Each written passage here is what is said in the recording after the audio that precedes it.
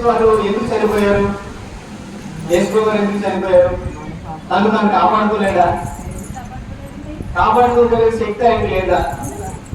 ఉండి కూడా ఎందుకు చనిపోయాడు? ఆయన వచ్చిందే మరణం పొందడానికి, సిలువలో చనిపోవడానికి. ఆయన జగత్పునాది చేయబడుతుందే ఆయన మరణాన్ని సిద్ధపరిచాడు దేవుడు.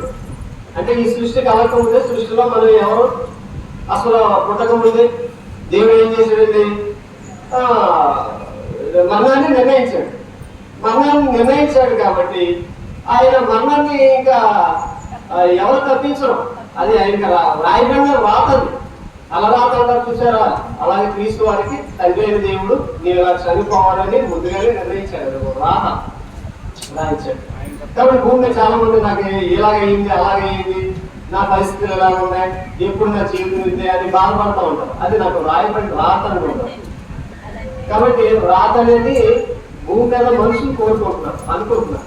కానీ దేవుడు అది కాదు. క్రీస్తులో ఉన్నటువంటి వారికి దేవుడు ఒక క్రీస్తు వారికి తప్ప మనకు అలాంటిది లేవు. కానీ మనం ఎప్పుడు మన జీవించే జీవిత విధానాన్ని బట్టి మన జీవితం ఇప్పుడు మంచి రోజులు వస్తాయంటారు కదా, మంచి రోజులు చెడ్డ రోజులు అంటారు.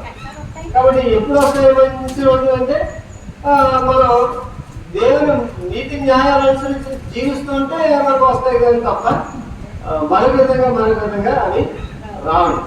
ఒక క్రీస్తునందు మనకి జరిగేది ఏంటంటే క్రీస్తునందు శిక్ష లేదు. క్రీస్తునందు శిక్ష లేదు.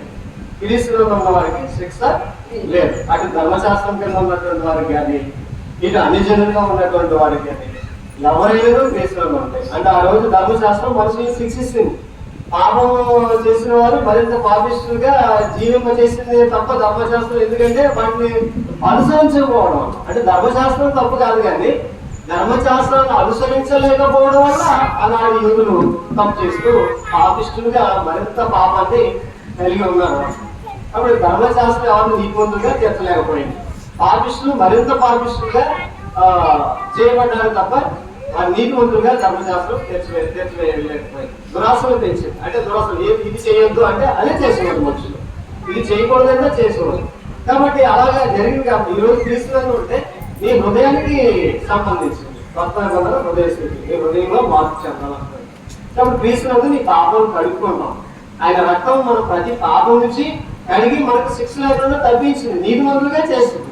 కాబట్టి క్రీస్తునందు ఉన్నటువంటి వారికి ఏ శిక్ష ఎందుకు లేదంటే మనం ఒకప్పుడు పాపలుగా ఉన్నాం, ఒకప్పుడు లోకంలో చాలా చెడ్డవారుగా ఉన్నాం.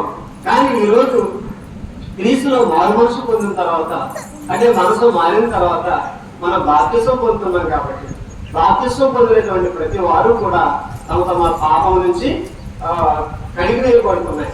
తమ పాపములు కడిగి వేసుకుంటున్నారు. కడిగి వేసుకున్న తర్వాత మనలో ఇంక ఏ పాపం ఉండదు కదా. పాపం ఉండదు కాబట్టి ఇంకా పాపం చేయకోకుండా మనం నీట్గా బ్రతకాలి. బ్రతికితేనే అప్పుడు మనకి శిక్ష అనేది మళ్ళీ మనకు ఉండదండి. కాబట్టి నీ క్రీస్తులో ఉంటే మనం పాపం నుంచి విముక్తులు చేయబడతాం. తర్వాత క్రీస్తులో ఉంటే మనకు శిక్ష లేకుండా చేయబడతాం, శిక్ష నుంచి తప్పించుకుంటాం.